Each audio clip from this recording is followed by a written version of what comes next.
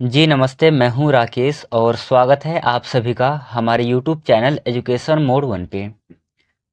CTET जुलाई 2025 के exam को ध्यान में रखते हुए हम एसएसटी का प्रिपरेशन कर रहे हैं और चैप्टर बाय चैप्टर हम डिस्कस कर रहे हैं। सबसे पहले हम इतिहास को पढ़ रहे हैं और इसमें अभी तक हम लोगों ने चैप्टर नंबर 2 तक कंप्लीट कर लिया है। आज के इस सेशन में हम चैप्टर नंबर 3 को सॉल्व करेंगे। जो भी चैप्टर नंबर 3 से इम्पोर्टेंट क्वेश्चन बन सकते हैं या फिर जो भी पूछे जाने की आशंका है, सभी क्वेश्चन इंक्लूड है। सो आप लोग कॉपी और एक पेन लेकर के बैठना, जहां पर लगे कि आपको लिखना चाहिए वहां पर आप अपने कॉपी में नोट डाउन कर लेना। करते हैं शुरू आज के इस सेशन को। चैप्टर नंबर 3 को शुरू करेंगे। चैप्टर नंबर 3 का नाम है, टॉपिक का नाम हो जाएगा आपका आरंभिक नगर। देखिए पहला क्वेश्चन क्या है। पहला क्वेश्चन है कि हड़प्पा वर्तमान में कहाँ पर स्थित है। वैसे ये जो पूरा पार्ट है हड़प्पा सभ्यता और आपका जाकर के मोहनजोदड़ो, इनसे रिलेटेड ही है। तो आपसे पूछा जा रहा है कि हड़प्पा जो है वर्तमान में कहाँ पर स्थित है। हड़प्पा वर्तमान में पाकिस्तान में स्थित है। आपको याद रखना है कि हड़प्पा सभ्यता की खोज कब की गई। हड़प्पा सभ्यता की खोज की गई सन 1921 में। हड़प्पा सभ्यता की खोज की गई थी। खोजकर्ता कौन थे, नाम क्या था जिन्होंने इस स्थल का खोज किया था। नाम नोट डाउन करना है, दयाराम साहनी हड़प्पा सभ्यता के खोज करते थे। ठीक है। हड़प्पा सभ्यता जो है वर्तमान में पाकिस्तान में स्थित है। यहाँ से हड़प्पा सभ्यता से हमें किन चीज़ों के साक्ष्य मिले हैं। तो सबसे पहले आप नोट डाउन करना, हड़प्पा सभ्यता के से हमें हल्के साक्ष्य मिले हैं। दूसरा, हड़प्पा सभ्यता में क्या है, भंडार गृह है। ठीक है, क्या है, भंडार गृह है। तो ये सभी क्वेश्चन आपको अपने कॉपी में नोट डाउन कर लेना है। सबसे पहली बार देखिए, लगभग 150 साल पहले जब पंजाब में रेल लाइन बिछाई जा रही थी तो उस समय पर वहां से कुछ ऐसे ईंट प्राप्त होता है जो कि काफी ज्यादा पुराना है। ठीक है। तो लगभग 150 साल उस जगह की पहचान की गई थी, पर फिर भी पूरी तरीके से हम नहीं पहचान पा रहे थे। फिर दयाराम साहनी 1921 में इस स्थल की खोज करते हैं। यहाँ से हमें हल्के साक्ष्य मिलते हैं, भंडार गृह के साक्ष्य मिलते हैं। और हड़प्पा शहर का निर्माण कब हुआ था, तो हड़प्पा शहर का निर्माण हुआ था लगभग 4700 साल पहले। ठीक है। हड़प्पा शहर का निर्माण कब हुआ था, तो लगभग 4700 साल पहले हड़प्पा सभ्यता का, हड़प्पा शहर का निर्माण हुआ था। तो ये आपको ध्यान रखना है। चलिए अगला क्वेश्चन है सेकंड नंबर का, कि मेहरगढ़ में कपास की खेती कब होती है। इंपॉर्टेंट क्वेश्चन है, मेहरगढ़ में कपास की खेती कब होती है। इसका उत्तर हो जाएगा आपका ऑप्शन नंबर बी, लगभग 700-7000 साल पहले मेहरगढ़ में कपास की खेती होती है। ऐसे ऑप्शन नंबर ए जो है इसे एक बार देखना, 8000 साल पहले मेहरगढ़ में कृषि प्रारंभ होती है। ठीक है, 8000 साल पहले कृषि का प्रारंभ होता है मेहरगढ़ में। और आपको पता है कि सबसे पहले स्त्री और पुरुषों के द्वारा जो है गेहूं और जौ की खेती की जाती है। गेहूं और जौ की खेती सबसे पहले की जाती है 8000 साल पहले। पर जो कपास है, मेहरगढ़ में कपास की खेती 7000 साल पहले की जाती है। ऑप्शन नंबर बी इस प्रश्न का सही उत्तर है। चलिए तीसरा क्वेश्चन है कि लोथल की बंदरगाह स्थित है। बंदरगाह क्या होता है, वास्तविक रूप में बंदरगाह हम ऐसे स्थल को कहते हैं जहां पर बड़े बड़े नाव आकर के ठहरते हैं। ऐसे स्थल को हम बंदरगाह कहते थे। ऐसे ही प्राचीन समय में जो यहाँ से कुछ वस्तुएं निर्यात की जाती थी विदेश में और विदेश से आयात की जाती थी, तो ऐसे ही जहाजों के माध्यम से किया जाता था। तो भाई जब जहाज है तो उनको कहीं न कहीं खड़े होने की आश्रय चाहिए, कहीं कहीं उसे खड़ा करेंगे। तो जब उस स्थल पर हम लाते थे तो ऐसे स्थल को हम क्या कहते थे, बंदरगाह कहते थे। ऐसे ही जो प्राचीन समय में सबसे बड़ा बंदरगाह था वो था लोथल बंदरगाह। पर ये लोथल बंदरगाह है ये कहाँ पर स्थित है वर्तमान समय में? तो वर्तमान समय में ये गुजरात में स्थित है। ठीक है, गुजरात की राजधानी क्या है? राजधानी है गांधीनगर। गुजरात में ही सबसे बड़ा भारत का क्रिकेट स्टेडियम है, नाम है नरेंद्र मोदी स्टेडियम। यहाँ से 2 या 3 परियोजनाएं पूछी जा सकती है, जैसे कि सबसे पहले है नर्मदा बचाओ आंदोलन है, नर्मदा बचाओ परियोजना। ये परियोजना स्पेशल नर्मदा नदी को लेकर के था। दूसरा जो है काकरा पार परियोजना, काकरा पार परियोजना।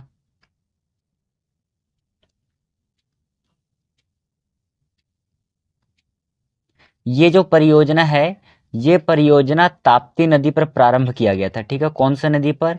ताप्ती नदी पर। फिर इसी प्रकार से एक है उकाई परियोजना। उकाई परियोजना जो है ये भी किस नदी पर प्रारंभ किया गया था? उकाई परियोजना ये भी ताप्ती नदी पर प्रारंभ किया गया था। ऐसे ही एक जगह है यहाँ पर अहमदाबाद। अहमदाबाद को भारत का मैनचेस्टर कहा जाता है। भारत का मैनचेस्टर किसे कहा जाता है? तो भारत का मैनचेस्टर अहमदाबाद को कहा जाता है। ये आप अपने कॉपी में नोट डाउन कर लेना। तीसरे नंबर क्वेश्चन का आंसर है ऑप्शन नंबर सी, गुजरात। चलिए अगला क्वेश्चन है कि धौलावीरा नगर को कितने भागों में बांटा गया था?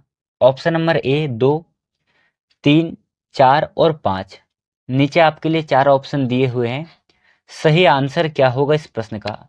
धौलावीरा नगर को कितने भागों में बांटा गया था? देखिए, जितने भी हड़प्पा सभ्यता में स्थल थे सभी स्थलों को 2 भागों में बांटा गया था। ठीक है, केवल एक धौलावीरा ऐसा जगह है, ऐसे साइट्स है जिनको कि 3 भागों में बांटा गया था। ठीक है, कितने भागों में बांटा गया था? 3 भागों में बांटा गया था। जो हड़प्पा सभ्यता है, हड़प्पा सभ्यता की विशेषता क्या थी? हड़प्पा सभ्यता जो है, हड़प्पा नगर जो है, इसको 2 भागों में विभाजित किया गया था। हड़प्पा नगर 2 भागों में विभाजित था। ठीक है, एक है पूर्वी भाग और दूसरा है पश्चिमी भाग। पहला है पूर्वी और दूसरा है पश्चिमी भाग। तो हड़प्पा नगर को 2 भागों में बांटा गया था, पश्चिमी भाग। ठीक है, इसमें से जो पूर्वी भाग है, पूर्वी भाग छोटा होता था पर ये ऊंचाई पर बना होता था। ठीक है, पूर्वी भाग कैसा होता था? छोटा होता था पर ये ऊंचाई पर बना होता था। वहीं जो पश्चिमी भाग है ये बड़ा होता था पर ये नीचे बना होता था। ठीक है, पूर्वी भाग जो है इसे हम लोग नगर दुर्ग कहते हैं। पूर्वी भाग को नगर दुर्ग कहा जाता है और जो पश्चिमी भाग है, पश्चिमी भाग को निचला नगर कहा जाता है। ठीक है, पश्चिमी भाग को निचला नगर कहा जाता है। ऐसा इसलिए क्योंकि ऐसा माना जाता है कि नगर दुर्ग जो है यहाँ पर राजा आदि निवास करते थे और निचला नगर में जो है सामान्य जन रहा करते थे। सामान्य जन का निवास था निचले नगर में। तो हड़प्पा नगर को 2 भागों में डिवाइड किया गया है, पूर्वी भाग और पश्चिमी भाग। पूर्वी भाग छोटा होता था और ऊंचाई पर होता था, पश्चिमी भाग बड़ा व नीचे होता था। पूर्वी भाग को नगर दुर्ग कहा जाता है और जो पश्चिमी भाग है इसे निचला नगर कहा जाता है। धौलावीरा को फिलहाल में 3 भागों में बांटा गया है। ऑप्शन नंबर यहाँ पर बी सही आंसर है। चलिए अगला क्वेश्चन है, 5वें नंबर का क्वेश्चन है, निम्नलिखित में से किस स्थान से अग्निकुंड के साक्ष्य मिले हैं? ठीक है, ए बी सी डी करके 4 ऑप्शन है। सही आंसर हो जाएगा अग्निकुंड के साक्ष्य हमें कालीबंगन और लोथल से मिला है। कालीबंगा जो है वर्तमान में कहाँ पर ये जगह पर है? वर्तमान में ये राजस्थान में है। और लोथल अभी आपने पढ़ा है कि वर्तमान समय में जो लोथल है वो गुजरात में स्थित है। ठीक है, तो ऑप्शन नंबर ए यहाँ पर सही आंसर है। मेहरगढ़ कहाँ पर स्थित है? मेहरगढ़ वर्तमान समय में पाकिस्तान में स्थित है। ठीक है, चिरांद वर्तमान समय में कहाँ पर स्थित है? चिरांद वर्तमान समय में बिहार में स्थित है। भीमबेटका वर्तमान समय में कहाँ पर स्थित है? तो भीमबेटका जो है वर्तमान समय में मध्य प्रदेश में स्थित है। जितनी भी साइट्स है, जो भी स्थल है, वहाँ से हमें किन चीज़ों के साक्ष्य मिले हैं और वर्तमान समय में ये जो जगह है कहाँ पर स्थित है, ये आपको अपने कॉपी में कॉलम बना करके लिख लेना है और आपको याद करना है। यहाँ से प्रश्न पूछे जाते हैं, पूछे जा सकते हैं, ठीक है। तो आपको ध्यान रखना है, यहाँ पर 5वें नंबर के क्वेश्चन का आंसर होगा ऑप्शन नंबर ए सही आंसर है। चलिए अगला क्वेश्चन सॉल्व करना। हड़प्पा के लोग सोने का आयात कहाँ से करते थे? इंपॉर्टेंट क्वेश्चन है। हड़प्पा के लोग सोने का आयात कर्नाटक से करते थे। ऑप्शन नंबर डी यहाँ पर सही है। देखिए, जो अफगानिस्तान और ईरान है, यहाँ से किन चीज़ों का आयात होता था? तो आप सभी को याद रखना है कि यहाँ से टीन का आयात होता था, ठीक है। टीन का आयात ईरान और अफगानिस्तान से होता था। राजस्थान से क्या होता था? राजस्थान से तांबे का आयात किया जाता था। किसका? तांबे का आयात कहाँ से होता था? राजस्थान से। तो ये आपको चारों ऑप्शन अपने कॉपी में नोट डाउन कर लेना है। चलिए अगला क्वेश्चन है 7वें नंबर का कि हड़प्पा के लोग तांबे का आयात कहाँ से करते थे? तो सही आंसर हो जाएगा राजस्थान और ओमान, ठीक है। ऑप्शन नंबर सी सही आंसर हो जाएगा। तांबे का आयात राजस्थान और ओमान दोनों ही जगहों से तांबे का आयात किया जाता था हड़प्पा सभ्यता के समय में, ठीक है। ऑप्शन नंबर यहाँ पर सी सही आंसर है। ऐसे ही एक चीज आपको और लिखना है, जितने भी बहुमूल्य पत्थर होते हैं, ठीक है, बहुमूल्य पत्थर, इनका आयात जो है वो कहाँ से होता था? तो इनका आयात गुजरात, ईरान और अफगानिस्तान, ठीक है। गुजरात, ईरान और अफगानिस्तान से बहुमूल्य पत्थर का आयात होता था। सोने का आयात कर्नाटक से, टीन का आयात ईरान और अफगानिस्तान से, और तांबे का आयात राजस्थान और ओमान से किया जाता था। तो ये आपको अपने कॉपी में नोट डाउन कर लेना है। चलिए 8वें नंबर के क्वेश्चन को सॉल्व करना। 8वां क्वेश्चन है, हड़प्पा सभ्यता के लोग डैश की मुहरें बनाते थे?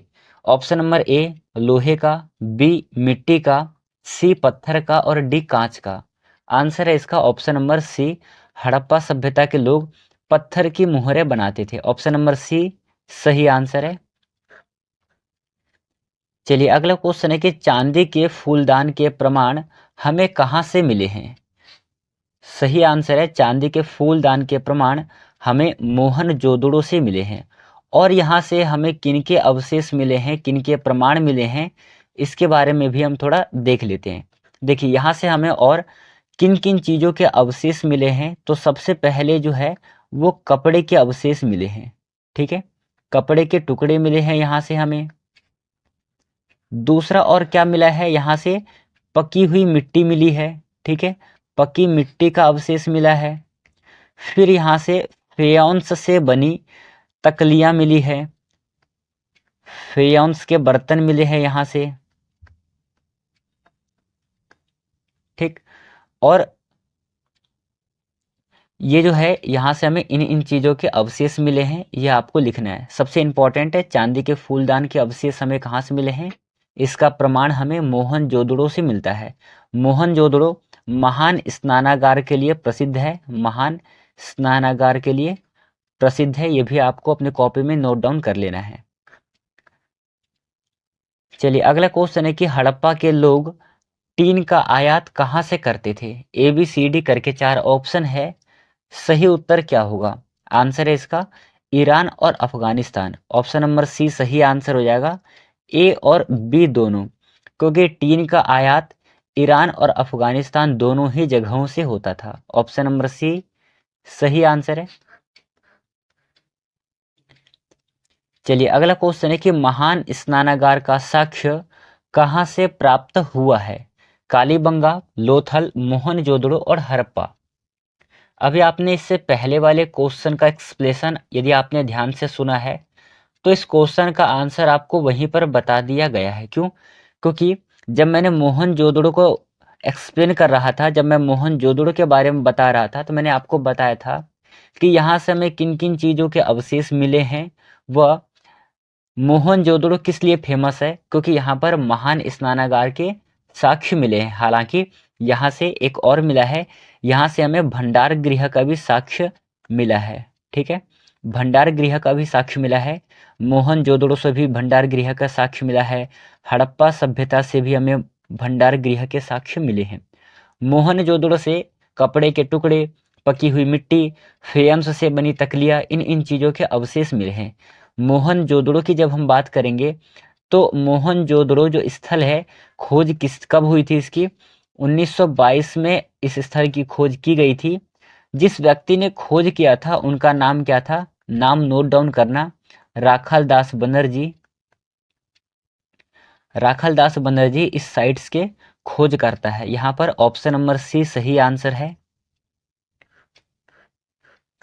चलिए, तो आज का जो इम्पॉर्टेंट क्वेश्चन था वो यहीं पे समाप्त होता है, क्वेश्चन नंबर 11 के साथ। ये आज के सेशन में हमने चैप्टर नंबर 3 के ऊपर कंप्लीट डिस्कशन किया है। जो भी इम्पोर्टेंट क्वेश्चन थे मैंने आपको करवाया है। कल के सेशन में हम करेंगे चैप्टर नंबर 4 को करेंगे। चैप्टर नंबर 4 क्या है? चैप्टर नंबर 4 है, क्या बताती है हमें किताबें और कब्रें। सबसे पहले आप चैप्टर नंबर 4 को पढ़ करके आएंगे, फिर जब मैं यहाँ पर MCQ करवाऊंगा तब आपको काफ़ी ज़्यादा आसान लगेगा। चलिए, इन बातों को ध्यान रखना, और जिन लोगों ने अभी तक चैनल को सब्सक्राइब नहीं किया है वो सब्सक्राइब कर ले, ताकि इसी प्रकार के वीडियो का नोटिफिकेशन आपको मिलता रहे। चलिए, ध्यान रखना अपना। मिलेंगे कल के सेशन में। सभी लोग चैप्टर नंबर 4 को पढ़ करके आएंगे, ऐसा उम्मीद करता हूँ। बाकी बात मिलेंगे कल के सेशन में। तब तक के लिए धन्यवाद। जय हिंद साथियों।